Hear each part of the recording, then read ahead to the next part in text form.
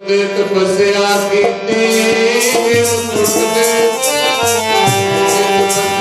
कीती मत हर सतगुर में सकते मत हर सतगुर में टुटते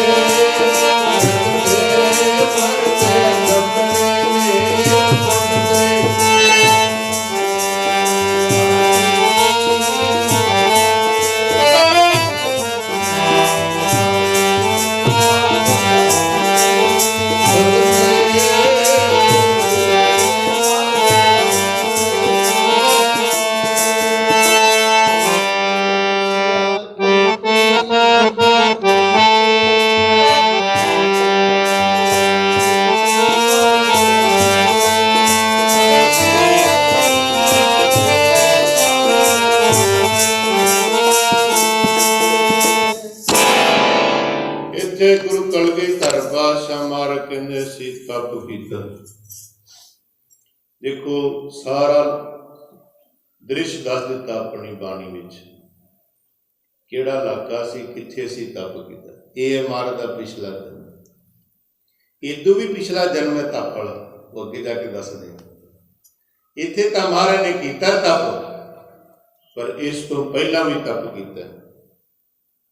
उतों तप करके फिर हेमकुंड साहब आए सी। हेमकुंड तो तप करके फिर पटना विखे महाराज ने भग लिया, प्रकाश होया महाराज। सासन इस तो पहला जिहड़ा महाराज ने तप किया हजूर साहब किया, सचखंड श्री हजूर। इनू अबचल नगर कहते ने, पर इहदा असल अर्थ ने अफजल। अफजल मुसलमान वीरां दा इलाका सी। फारसी विच अफजल, अबचल बाद विच पिया, अफजल नगर। इत्थे मसीत सी जिथे अज सचखंड हजूर साहब मुसलमाना वीरां दा स्थान सी। महाराज गोदावरी दे कंढे, गोदावरी दे भी अर्थ ने गोद प्लस आवरी। ऋषियां मुनियां दे गोद दे विचों आवरी प्रगट होने वाली गोदावरी। गोदावरी का नाम तो सुनिया होना, पर अर्थ नहीं किसी ने सुने। गोद प्लस आवरी, ऋषियां मुनियां दे गोद विचों प्रगट होने वाली गोदावरी। महाराज इत्थे बैठे गुरु कलगीधर पातशाह। इत्थों महाराज तीर छड्डदे ने, मसीत की कंध विच वजदा, पाड़ के लंघ डिग जाती मसीत की। उन्होंने उजर किया, महाराज असी तुहानू खुदा मनते ते तुसी साझा उपदेश देते रहे हो भी मसीत भी रब दा खुदा दा घर है, गुरुद्वारा भी वाहिगुरू दा घर है, मंदिर भी उनका घर है। अज साडा तुसी धार्मिक स्थान ढा दिता है, सानू खेद होया, दुख होया सानू। महाराज कहते जे तुहाडा ढाउंदे तां खेद सी, पर यह तुहाडा नहीं। भावें उस वक्त मुगल राज सी, महाराज ने दवाया सी बहादुर शाह का, शिकायत भी बहादुर शाह भी आया सी। महाराज कहते चल देख बहादुर शाह, तो उन्होंने स्थान नहीं साडा स्थान। जो महाराज गए, महाराज कहते हजूर साहब जिथे मसीत बनी इनू पुट्टो, पुट्टिया, उत्थे धूना निकलिया, उत्थे चिप्पी निकली, माला जिहड़ा तप दा समान सी ये उत्थों निकलिया जिथे हजूर साहब है, मसीत दे नीचों निकलिया। महाराज कह लगे वेखो भाई ये साडा तप स्थान है, असीं इत्थे तप कीता, इत्थे पहला तप कीता बहुत ज़्यादा सत्संग जी महाराज ने, फिर कीता हेमकुंड। हेमकुंड की बाबत महाराज कहते तै हम अधिक तपस्या साधी, बड़ी ज्यादा तपस्या की महाराज अपनी कलम नाल आप लिखते हेमकुंड से तपस्या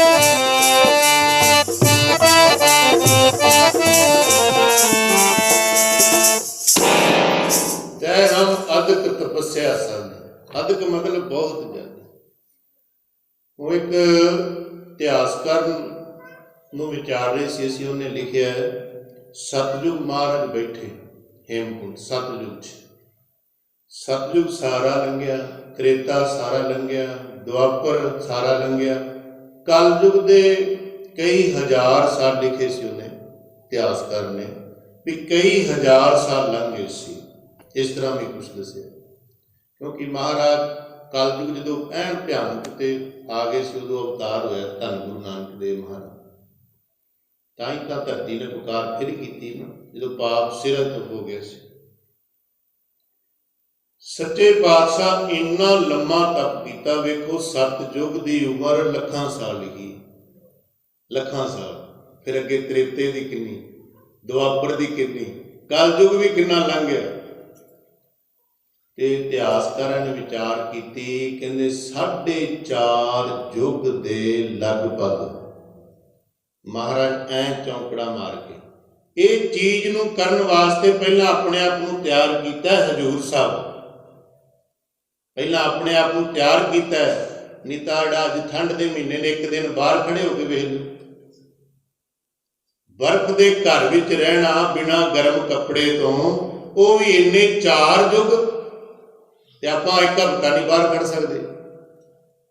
इनका मतलब महाराज ने अपने आप को पहला तैयार किया हजूर साहब, तप बहुत किया। फिर महाराज ने इत्थे ऐसा चौंकड़ा लाया हेमकुंट वाले पर्वत ते, ऋषियां मुनिया ने तप किया इत्थे ते सच्चे पातशाह कई जोगी फिर लीन रहे।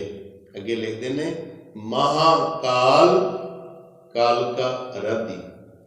साध संगत जी इत्थे देवी का नाम नहीं है, भावें देवी है कालका, पर इत्थे देवी का नाम नहीं लिखा महाराज, क्योंकि देवियां जिहड़ियां ने गुरु की सेवा विच रहियां। गुरु नानक देव महाराज देवी सेवा करन आउंदी सी करतारपुर, ते गुरु गोबिंद सिंह तां परमेश्वर रूप हो चुके सी। देवियां सन पर देवियां सेवा विच रहियां।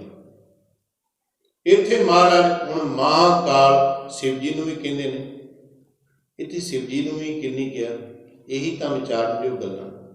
महाकाल जिहड़ा काल तो बाहर है, समय तो बाहर, काल कहिए समय नूं, काल कहिए मौत नूं। अकाल पुरख परमात्मा असीं उहदी तपस्या कीती। काल का जिहड़ा काल दा भी काल है, काल का अर्थ यह है जिहड़ा काल दा भी काल है, जिहड़ा समय तो बाहर, समा उहदे अधीन है, समय दे अधीन नहीं, वो काल पुरख वाहिगुरू। पढ़ते ने आपां अकाल मूर्त जूनी सहभंग। काल तो रहत है, समय तो रहत है, समय के दायरे विच नहीं है, वो जूना तो रहत। महाराज कहते असी उहदी उपासना उहदी भगती कीती है, किसी देवते की नहीं की, असीं काल पुरख की भगती की। हुण जदों आपां नितनेम की दूजी बाणी पढ़ीए जाप साहब, उहदे च महाराज दे बोल ने सतगुर दे, नमो सूरज सूरजे, नमो चंद्र चंद्रे। महाराज इत्थे नमस्कार कर रहे हैं। नमो मतलब नमस्कार, सूरज नूं नहीं, चंद्रमे नूं नहीं। जे तां विचारनयोग ना समत होई फिर तां कहेगा महाराज सूरज नूं चंद्रमा नूं नमस्कार। नहीं नहीं, ध्यान नाल पढ़ो, नमो सूरज सूरजे। सूरज का अपना प्रकाश नहीं, जिहड़ा सूरज नूं प्रकाश दिंदा है रब।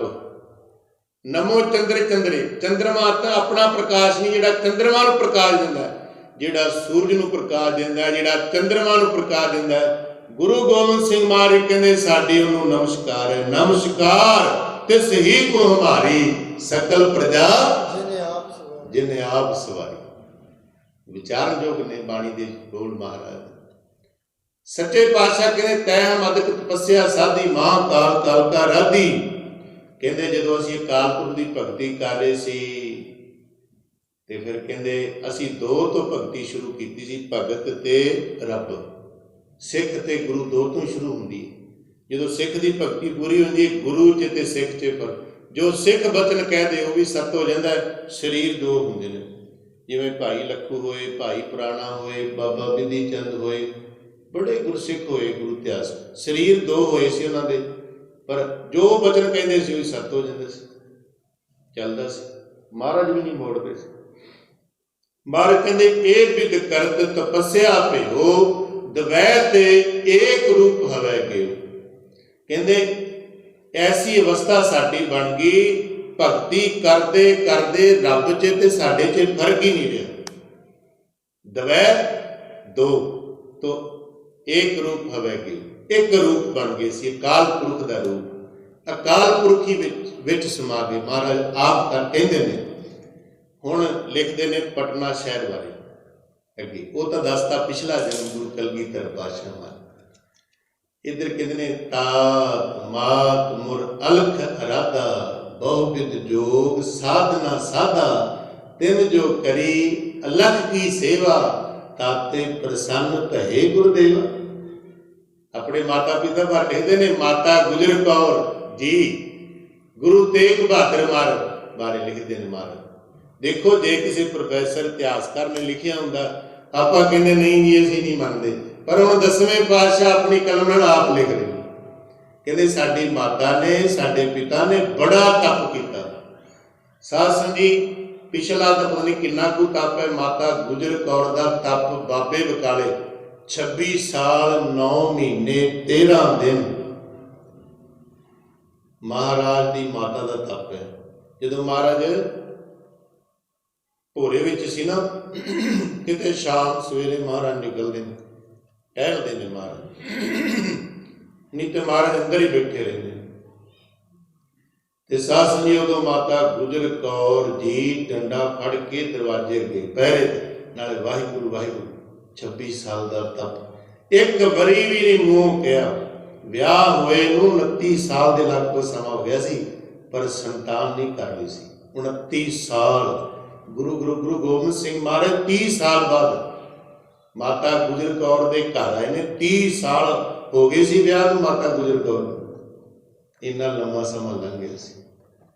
ਤੇ ਕਹਿੰਦੇ ਮਾਤਾ ਜੀ ਉੱਥੇ ਵਾਹਿਗੁਰੂ ਵਾਹਿਗੁਰੂ ਕਰਦੇ ਰਹਿੰਦੇ ਨੇ। ਇਹ ਤਾਂ ਸਦਕੇ ਜਾਈਏ ਬਾਬਾ ਮੱਖਣ ਸ਼ਾਹ ਲੁਬਾਣੇ ਦੇ, ਜਿਹਨੇ ਆਪਣਾ ਮੂੰਹ ਤੇ ਕਾਲਖ ਲਾ ਕੇ ਸਾਰੀ ਦੁਨੀਆ ਦੀ ਕਾਲਖ ਧੋ ਦਿੱਤੀ ਤੇ ਮਹਾਰਾਜ ਨੂੰ ਪ੍ਰਗਟ ਕੀਤਾ। ਭੋਲੀਏ ਗੁਰੂ ਦੀ ਸੰਗਤੇ ਗੁਰੂ ਲਾ। ਉਹ ਸੱਚਾ ਸਤਿਗੁਰ ਅੰਦਰ ਬੈਠਾ ਹੈ। ਪਖੰਡੀਆਂ ਨੂੰ ਤੁਸੀਂ ਮੰਨੀ ਜਾਂਦੇ ਹੋ, ਇਹਨਾਂ ਨੂੰ ਮਾਇਆ ਚੜਾਈ ਜਾਂਦੇ ਹੋ। ਇਹ ਨਹੀਂ ਗੇ, ਆ ਅੰਦਰ ਬੈਠਾ ਕੋਠੇ ਤੇ ਚੜ ਗਿਆ ਸੀ। ਮਹਾਰਾਜ ਕਹੇ ਜਿਹੜਾ ਸਾਨੂੰ ਪ੍ਰਗਟ ਕਰੇਗਾ ਮੂੰਹ, ਉਹ ਪਹਿਲਾਂ ਹੀ ਕਰ ਲਿਆ ਸੀ। ਵੇਖ ਲਓ, ਨਾਲੇ ਅੱਜ ਦਾ 5 ਕਰੋੜ ਅਰਬ ਵੀ ਥੋੜਾ ਹੈ। ਜਦੋਂ ਮਾਇਆ ਲੈ ਕੇ ਆਇਆ ਸੀ ਮਹਾਰਾਜ ਮੱਥਾ ਟੇਕਣ ਵਾਸਤੇ 5 ਅਰਬ ਉਹਦਾ ਮੁਕਾਬਲਾ ਨਹੀਂ ਕਰੇ। ਕਲੈਕਸ਼ਨ ਕਰਕੇ ਵੇਖ ਲਿਓ। ਬੇਸ਼ੱਕ ਸਾਡੇ ਬਜ਼ੁਰਗ ਦੱਸਦੇ ਸੀ, ਕਹਿੰਦੇ ਅੱਜ ਤੋਂ 50 ਸਾਲ ਪਹਿਲਾਂ 1 ਰੁਪਏ ਦਾ ਬੜਾ ਕੁਛ ਆ ਜਾਂਦਾ ਸੀ। ਹੁਣ 1000 ਦਾ ਕੁਝ ਨਹੀਂ ਬਣਦਾ। 1 ਰੁਪਈਆ ਤੇ 1000 ਮੁਕਾਬਲਾ ਨਹੀਂ ਅੱਜ ਕਰ ਸਕਦਾ ਉਦੋਂ ਦਾ। ਤੇ ਫਿਰ 500 ਮੋਹਰ ਕਿੰਨਿਆਂ ਤੇ ਜਾਏਗੀ ਅੱਜ? ਤੇ ਸਾਧ ਸੰਗਤ ਇੰਨੀ ਗੁਰੂ ਨਾਨਕ ਦੀ ਕਿਰਪਾ ਸੀ, 500 ਜਹਾਜ਼ ਚੱਲਦਾ ਸੀ। ਇਹ ਰਾਜ ਭਾਗ ਦਿੱਤੇ ਸੀ ਇਹ ਕੌਮ ਨੂੰ ਮਹਾਰਾਜ ਗੁਰੂ ਨਾਨਕ ਨੇ ਦਿੱਤੇ ਸੀ। ਤੇ ਸੀਨੇ ਪਸੀਨੇ ਚੱਲਦੇ ਆ ਰਿਹਾ। ਇੰਨੀ ਕਿਰਪਾ ਸੀ ਪਰਮੇਸ਼ਰ। ਤੇ ਇਹ ਘਰ ਨੇ ਜਿੱਥੇ ਲੋੜ ਪਈ ਹੈ ਸੇਵਾ ਬੜੀ ਕੀਤੀ। ਗੁਰੂ ਤੇਗ ਬਹਾਦਰ ਮਹਾਰਾਜ ਦੀ ਬਾਬਾ ਮੱਖਣ ਸ਼ਾਹ ਲੁਬਾਣਾ। ਤੇ ਜਦੋਂ ਮਹਾਰਾਜ ਦੇ ਸਰੀਕੇ ਨੇ ਵਾਅਦਾ ਕੀਤਾ, ਗੋਲੀ ਚਲਾਈ ਸੀ ਸੀਮ ਸੰਧ ਨੇ ਧੀਰਮਲ ਦੇ ਕਹਿਣ ਤੇ। ਮਹਾਰਾਜ ਦਾ ਆਪਣੇ ਤੇ ਪ੍ਰਵਾਹ ਸੀ, ਇੱਥੋਂ ਛੂਹ ਕੇ ਲੰਘ ਗਈ ਸੀ। ਬਾਬਾ ਮੱਖਣ ਸ਼ਾਹ ਲੁਬਾਣਾ ਉਦੋਂ ਮੱਥਾ ਟੇਕ ਕੇ ਪ੍ਰਗਟ ਕਰਕੇ ਤੁਰ ਗਿਆ। ਜਦੋਂ ਪਤਾ ਲੱਗਾ ਗੁਰੂ ਨਾਲ ਪਿਆਰ ਹੈ ਤੇ ਗੁਰੂ ਦੇ ਉੱਤੇ ਇਹੋ ਜਿਹੀ ਗੱਲ ਹੋਈ ਹੋਵੇ, ਫਿਰ ਰਹਿ ਸਕਦਾ ਸੀ? ਫਿਰ ਆਪਣੀ ਫੌਜ ਲੈ ਕੇ, ਕਹਿੰਦੇ ਕਈ 100 ਸੇ ਤੇ ਨਾਲ ਸਿਪਾਹੀ ਰਹਿੰਦੇ ਸੀ ਬਾਬਾ ਮੱਖਣ ਸ਼ਾਹ ਲੁਬਾਣਾ। ਇੰਨਾ ਤਕੜਾ ਉਹਨਾਂ ਦਾ ਸਿਸਟਮ ਸੀ। ਬਿਜ਼ਨਸ ਇੰਨਾ ਵੱਡਾ ਸੀ ਉਹਨਾਂ ਦਾ। ਫਿਰ ਆਏ, ਫਿਰ ਮਹਾਰਾਜ ਨੂੰ ਨਹੀਂ ਪੁੱਛਿਆ, ਜਾ ਕੇ ਗਲਮੇ ਤੋਂ ਫੜ ਲਿਆ ਉਹਨਾਂ ਨੂੰ। ਮੇਰੇ ਗੁਰੂ ਤੇ ਵਾਅਦਾ ਕਰਨ ਵਾਲਿਓ, ਤੁਸੀਂ ਵਿਚਾਰਿਆ ਨਾ, ਇਹ ਗੁਰੂ ਦਾ ਦਿੱਤਾ ਸਾਰਾ ਜਗ ਖਾਰਿਆ।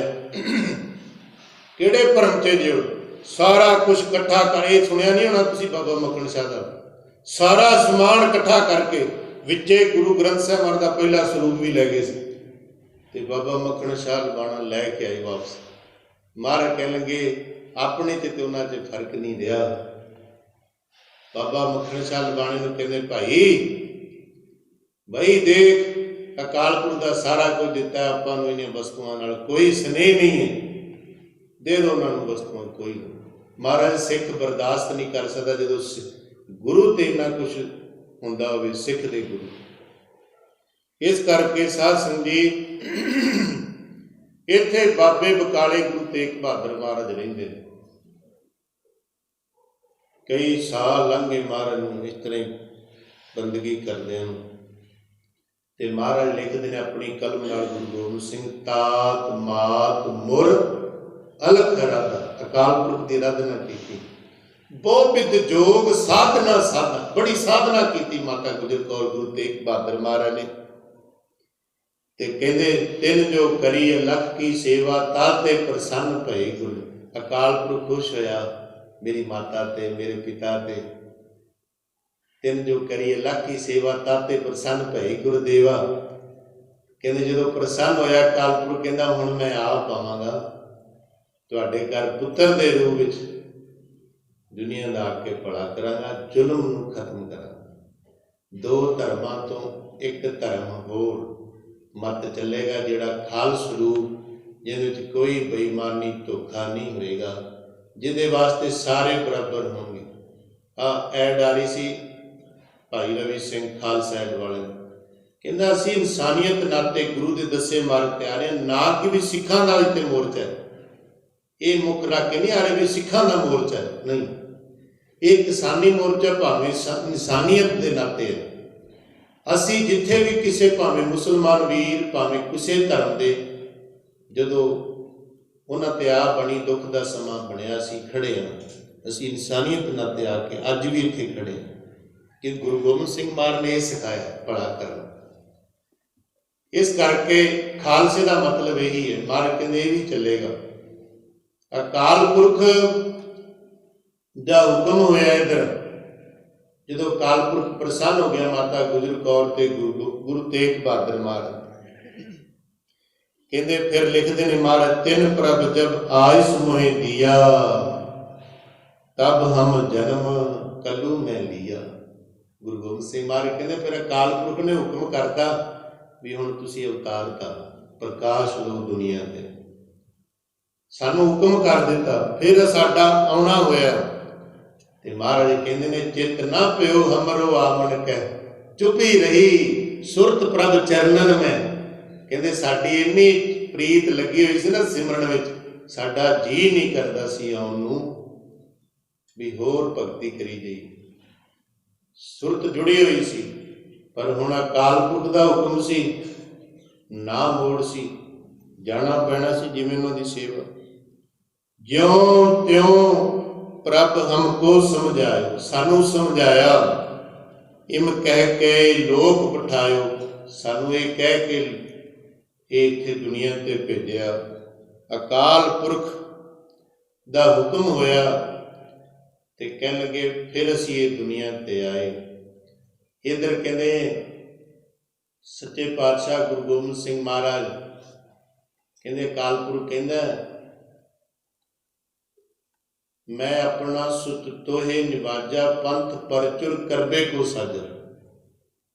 ਵੱਡੀ ਚੌਪਈ ਸਾਹਿਬ ਵਿੱਚ ਆਉਂਦੇ ਨੇ ਬਾਤ, ਕਹਿੰਦੇ ਅਕਾਲ ਪੁਰਖ ਨੇ ਸਾਨੂੰ ਕਿਹਾ, ਮੈਂ ਤੈਨੂੰ ਆਪਣਾ ਪੁੱਤਰ ਬਣਾ ਕੇ ਭੇਜਦਾ, ਮੇਰੇ 'ਚ ਤੇ ਤੇਰੇ 'ਚ ਕੋਈ ਫਰਕ ਨਹੀਂ ਹੈ। ਪਿਤਾ ਦੇ ਸਾਰੇ ਅਧਿਕਾਰ ਪੁੱਤਰ ਨੂੰ ਹੁੰਦੇ ਨੇ, ਮੇਰੀਆਂ ਸਾਰੀਆਂ ਸ਼ਕਤੀਆਂ, ਅਕਾਲ ਪੁਰਖ ਕਹਿੰਦਾ, ਸਾਰੇ ਅਧਿਕਾਰ ਤੇਰੇ ਹੱਥ। ਮੈਂ ਆਪਣਾ ਸੁਧ ਤੋਏ ਨਿਵਾਜਾ ਪੰਥ ਪਰਚੁਰ ਕਰਬੇ ਕੋ ਸਾਜਾ। ਮਹਾਰਾਜ ਐ ਲਿਖਦੇ ਨੇ ਜਦੋਂ ਅਕਾਲ ਪੁਰਖ ਨੇ ਹੁਕਮ ਕਰਕੇ ਭੇਜਿਆ, ਤੈਨੂੰ ਪੁੱਤਰ ਬਣਾ ਕੇ ਮੈਂ ਭੇਜਦਾ, ਪੰਥ ਸਜਾਉਣਾ ਖਾਲਸਾ, ਤੈਨੂੰ ਪੁੱਤਰ ਬਣਾ ਕੇ ਮੈਂ ਭੇਜਦਾ, ਪੰਥ ਸਜਾਉਣਾ ਖਾਲਸਾ।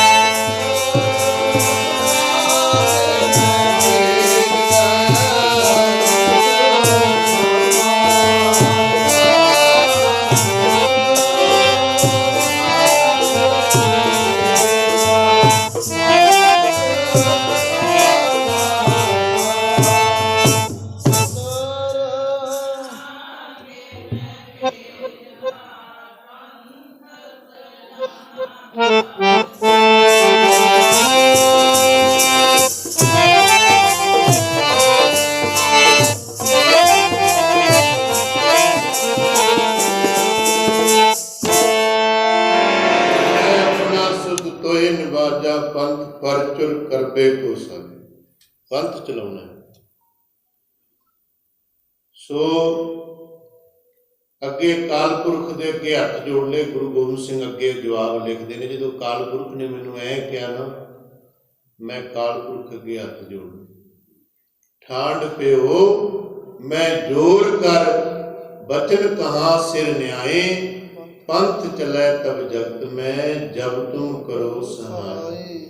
हे अकाल पुरख, ये पंथ तेरा चलाया चलेगा, पर तेरे चरना च बेनती है, खालसा पंथ तां चलेगा जे तेरा सिर ते हथ होएगा।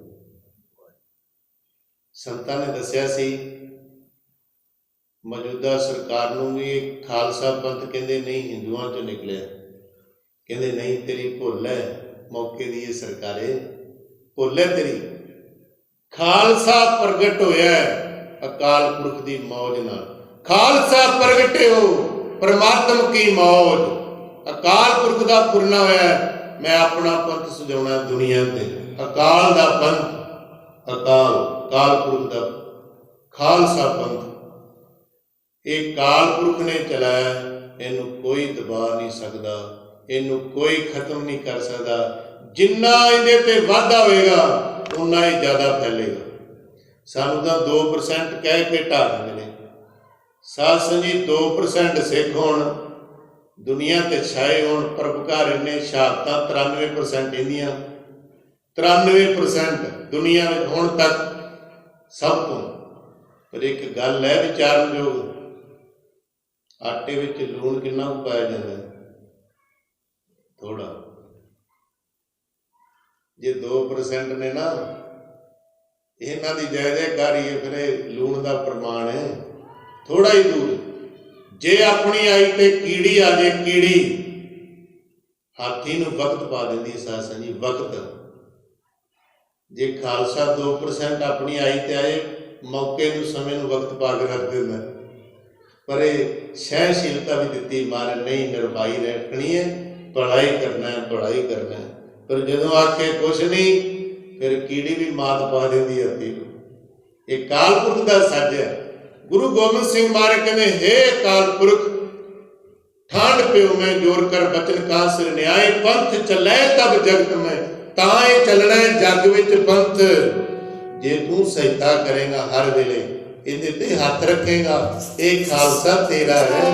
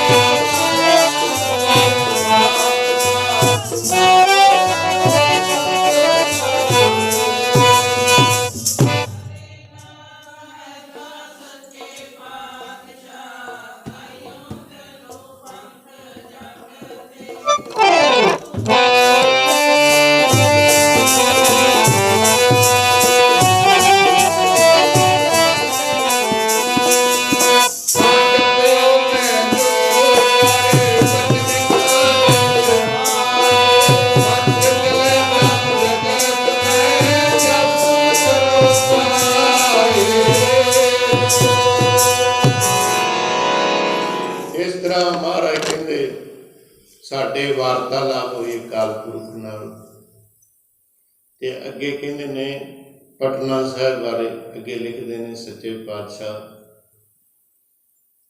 कहते मुरपत पूर्व कीस बयाना भांत भांत के तीर्थ नाना जब ही जात त्रिवेणी भये पुन दान दिन करत बिते तई प्रकाश हमारा भयो पटना शहर विखे भर लियो। अगे मार देखो कितना सोहना अपना जीवन परोया है अपनी कलम नाल महाराज गुरु कलगीधर पातशाह महाराज कहते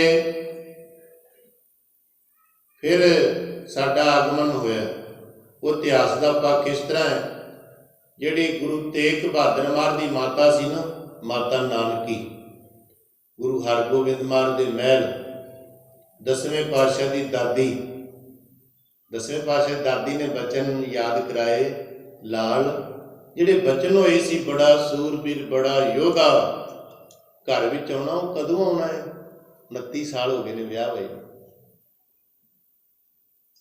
ते गुरु तेग बहादुर महाराज कहंदे वो टाइम हुण आ गया हुण दान पुन करो मुरपत पूर्व कीस बयाना उदों फिर उतो तैयारी की भांत भांत के तीर्थ नाना तीर्थां ते गए माता जी माता गुजर कौर जी तीर्थां ते गए हुण सत्संग जी तीर्थां गुरु ते जां गुरु दे परिवार नूं तीर्थां ते जाण दी लोड़ नहीं वो तो आप तीर्थ ने गुरु समुंद नदी सब सिੱਖੀ तीर्थ नामन जाओ तीर्थ नाम है गुरु तो आप तीर्थ है गुरु जदे आप इन्नी समर्था की भला कर सकता है हुण एक कारण की महाराज गए महाराज का परिवार गया माता गुजर कौर माता नानकी मामा कृपाल चंद हुण सत्संग जी बाणी नाल सिद्ध हुंदी है विचार कहते जितने तीर्थ देवी थापे तितने लोचे धूर साधु कीता कहते जिन्ने तीर्थ ने ना आपां तां तीर्थ ते जाने इशनान करन तीर्थ जिहड़े ने रब दे प्यारे नाम जपण वाले दी धूड़ी नूं लोचदे ने भी ਉਹ ਧੂੜੀ ਵਿੱਚ ਅਸੀਂ ਇਸ਼ਨਾਨ ਕਰੀਏ ਕਿਲ ਵਿੱਚ ਮੈਲ ਭਰੇ ਪਰੇ ਹਮਰੇ ਵਿੱਚ ਹਮਰੀ ਧੂੜ ਸਾਧੂ ਕੀ ਧੂੜ ਗਵਾਏ ਇੱਕ ਪ੍ਰਮਾਣ ਦੇ ਦਈਏ ਤੁਹਾਡੇ ਰਸੋਈ ਦਾ ਤੁਹਾਡੇ ਬਾਥਰੂਮ ਦਾ ਇੱਕ ਤੌੜੀਆ ਰੱਖਿਆ ਹੁੰਦਾ ਟਾਵਲ ਰਸੋਈ 'ਚ ਵੀ ਤੇ ਬਾਥਰੂਮ 'ਚ ਉਹ ਪਤਾ ਨਹੀਂ ਕਿੰਨਿਆਂ ਕੁ ਦੇ ਹੱਥ ਸਾਫ਼ ਕਰ ਦਿੰਦਾ ਕਰੀ ਜਾਂਦਾ ਤੀਰਥ ਪਤਾ ਨਹੀਂ ਕਿੰਨਿਆਂ ਕੁ ਦੇ ਮੈਲ ਧੋ ਦਿੰਦਾ ਪਾਪ ਧੋ ਦਿੰਦਾ एक दिन सत्संग जी तौड़िया जिहड़ा ना मैला हो जाता तो वह भी मंगता कि मैनू साफ किया जाए मैनू धोता जाए फिर उन्होंने आपां साबण नाल धोने हुण तीर्थ पाप लाई गए लोगों के मैले हो गए तो उन्होंने तो धोने ही सी ना फिर उन्होंने धोंदे ने महाराज बाणी च कहते किल विख मैल भरे परे हमरे विच हमरी धूर साधु की हमरी मैल साधु की धूर गवाई साधु आके इशनान करते हैं तो फिर वो धोंदे ने तीर्थां नूं ते ऐ थोड़ा महाराज लिखदा जितने तीर्थ देवी थापे तितने धूर लोचे साधु कीता तीर्थ भी लोच दे संतां दी धूरी तीर्थ भी लोच दे संतां दी धूरी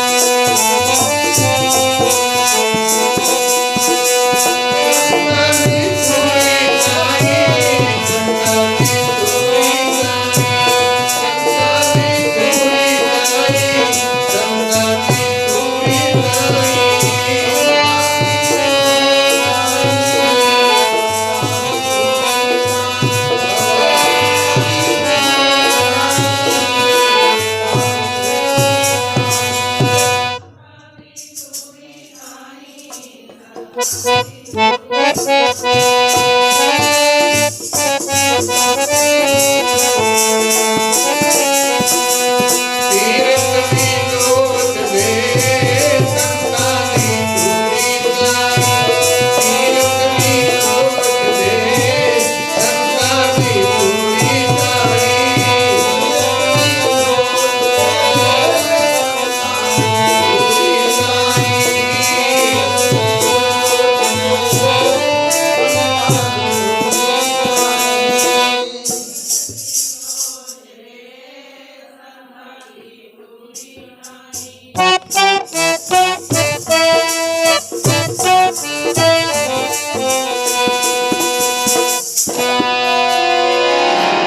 ਤੀਰਥ ਵੀ ਲੋਚਦੇ ਫਿਰ ਮਾਤਾ ਗੁਜਰ ਕੌਰ ਜੀ ਜਬ ਹੀ ਜਾਤ ਤਰਬੇਣੀ, ਹਿੰਦੂ ਧਰਮ ਦੀ ਤਰਬੇਣੀ ਇਲਾਹਾਬਾਦ ਪ੍ਰਾਗ ਤੀਰਥ।